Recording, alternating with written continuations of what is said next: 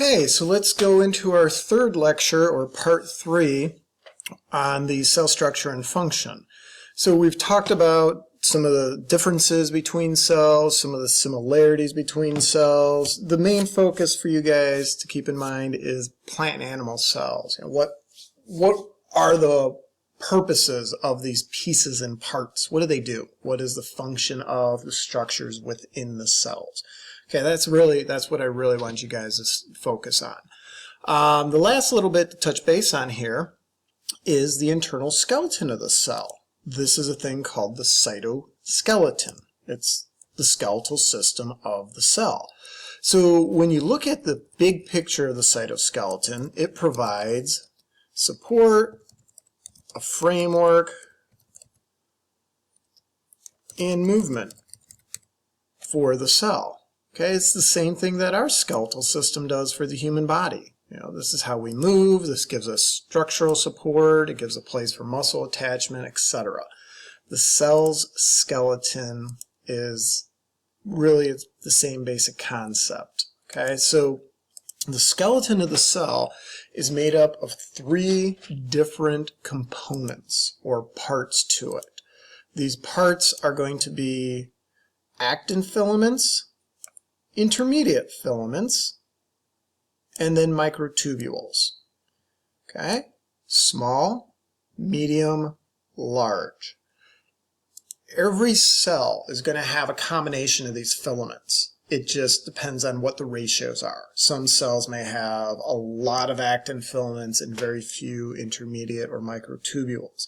Other cells may lean heavier towards intermediate filaments, etc. It just varies from cell type to cell type. But these 3 filaments are all protein-based filaments. So, pop quiz time. What structure in the cell is going to build these filaments? It is a structure that is the protein factory. You should be able to come up with it. If you didn't know it, go look it up. I'm not going to tell you. All right? I want you guys to make sure you know those structures. So if those factories that build proteins are not working, you can't build your skeleton of your cell. That's going to be problematic for the entire cell if it doesn't have a strong structural skeletal system. If we don't get the right amount of proteins, we can't build these filaments because these are protein-based filaments. Okay? All right, so let's start off with the smallest cytoskeleton filament. This is known as actin. Now, actin is small, but that makes it flexible. Now, the negative is if you're small and flexible, you're not very strong. Okay, so there's a trade-off here. Strong, durable, you don't have flexibility. A lot of flexibility, you're not going to have strength and durability. Okay, so it's okay though. Some parts of the body, we want flexibility in our cells, but we don't need tremendous amounts of strength. So there's a little critter called an amoeba.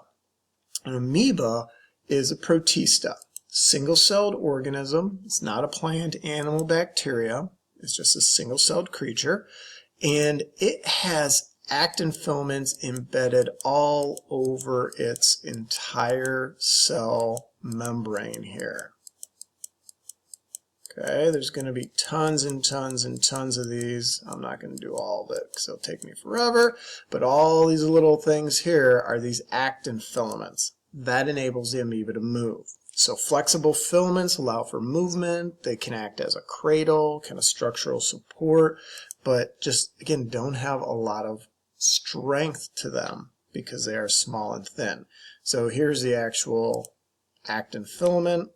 Each of those little circles, those are amino acids strung together in a chain of amino acids, creating an actin filament. Okay, so that is the smallest. Now if we go to the medium, or what we call the intermediate filaments, you increase the strength, but you've lost a bit of the flexibility associated with the filament or with the fiber. So again, it's a trade-off. I want more strength, but in order to get more strength, you lose some flexibility. So if you look at the structure of the intermediate filament down here, take a bunch of actin filaments right there in that circle, weave them together, wrap a sheath around them, and then take a bunch of those and wrap them together. So think about like a big giant cable, telephone cable, or an electric cable is made up of a bunch of smaller little fibers. So you lose durability, or you lose flexibility, but you do gain strength. Again, some areas of the body, like the skin, that's good to have more strength, but not as much flexibility. So as our skin cells grow and stretch and expand, we want some strength to them so they don't tear and pop and break, but we don't need nearly as much flexibility as other parts of the body. So that's where we find a larger percentage of intermediate filaments. Now the largest one will be these things called microtubules. These are going to be the strongest but least flexible.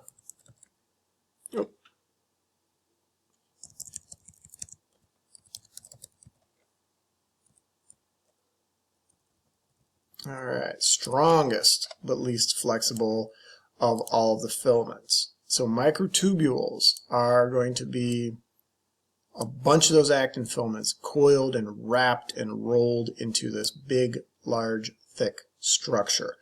Lots of strength, minimal flexibility. All right? So now, where do we see these things actually being used? Well, microtubules are centrioles. All right, let me go back, and I got to insert it here. Shape. Where's our little arrow? Our star. Bop, bop. Here is the animal, and let's go brown for animal. This is your animal unique structure, thing called the centriole. All right, centrioles will act as an anchor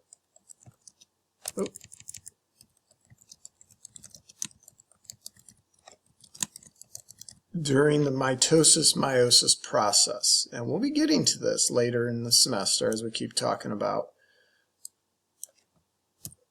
cells and structures and things. What they do is they help pull the chromosomes apart during mitosis and meiosis. So very, very important structure. These are composed of microtubules. So like I said, kind of like playing tug of war. You got this big giant guy as your anchor. They're important. Animals need them. If the anchors don't work, chromosomes don't divide evenly, and that can lead to some significant genetic problems, which again we'll revisit later in the semester. So there's your animal-specific structure that I want you to remember. Centrioles, made up of microtubules. Now, other places where we see microtubules, cilia, flagella, those types of structures, and these can be found in plants, animals, fungi. Plants have cilia, plants have flagella, they have swimming sperm, just like animals have swimming sperm. The cilia and the flagella, these structures are used for movement,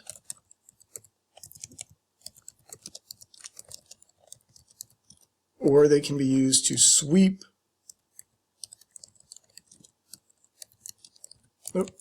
substances across the cell surface. All right, so they act as little tails. In the case of flagella with sperm, that helps the sperm swim. In the case of different cells in our respiratory tract, the cilia helps sweep debris and push debris across the surface of the respiratory tract. So these little structures are important. I mean, they're critically important for cell function. Like I said, all cells have to have these structures, these structures, these components to make sure everything works correctly. All right, and then the one last one I want you guys to remember or to mention, let me pop this in here. Oh, not there. I want let me just go back here. I want to make sure we emphasize the cell membrane. You know what? Let's draw it. All right. So the cell membrane is going to be made up of lots of different parts and pieces. So we're going to use black here. So here's the cell membrane. The membrane has a bunch of phospholipids. So there's a little phospholipid, the little fat, and we'll get into these structures more later on. I just want to make sure I stress it here a little bit. Okay, so there's a bunch of phospholipids, little heads, supposed to be little heads, little tails. I know the drawings are terrible, but hopefully you get the idea. And then within the membrane, a lot of times there will be protein channels. There's a tube there that allows molecules to move in and out of the cell, provided they fit. And we'll have more of the membrane over here. Okay, so there's our cell membrane. All cells have what we call a plasma membrane, made up of fats. So again, which structure is going to build the fats to make your cell membrane? Remember that. Which structure is going to build the proteins to make your cell membrane? Make sure you guys know these things. You're going to see these questions on quizzes, labs, and exams. So last thing to mention, the importance of the cell membrane is making sure it's functional. There's a disease known as cystic fibrosis, abbreviated as CF. Okay? So cystic fibrosis, genetically inherited. Your cell membrane protein channel does this. It bends, it kinks. So here's all the parts of the cell membrane, the fats, phospholipid bilayer, and you have a bent protein. Well, molecules cannot get into that cell, or molecules can't get out of that cell because the protein's bent. This leads to the disease and the health issues associated with cystic fibrosis, and unfortunately, people die usually in their mid-30s due to the complications of this disease. Can we fix it? Well, that protein is bent because the DNA sent the wrong information to the protein factory. Factory built what it was told to build, but the information is wrong. So now we're going back to biotechnology and genetic engineering. All right, so you guys drew out this circle. What I want you to do is draw out all the other structures we talked about. Use different colors if you're artistic. So what's this structure here attached to the nucleus? What's that dark spot inside of it? What's the squiggly stuff as we get further away that does not have the little bumps? Who's the UPS center? It almost looks like a stack of pancakes. Don't laugh, but here's my version of the garbage truck.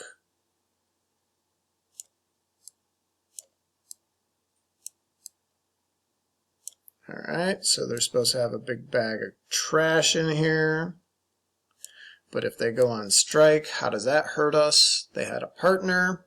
What cell structure is the powerhouse? Almost looks like a little bean. We talked about the little green powerhouses. They're oval disc structures. When we got into the plants, we talked about that big giant bag of water. Okay, so again, the easiest way to do really well on this part of the chapter is the unit.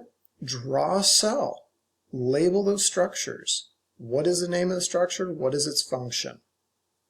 So make sure you guys feel comfortable with that, and you'll hit a home run on cell structure and function.